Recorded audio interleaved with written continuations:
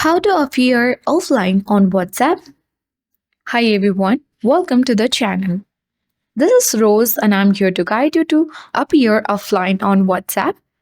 So do watch the video till the end, and without any further ado, let's dive right into the video. Firstly, launch WhatsApp applications on your device. Now, tap on three dots at top right corner of the screen. Select Settings. On this section, you need to tap on the option Privacy. Now select last seen and online. If who can see my last seen is set to everyone, everyone will see your online status on WhatsApp. To appear offline, select nobody. And under who can see when I am offline, select same as last seen. And once you're done with that, you will successfully appear offline on WhatsApp. I hope this video helped you.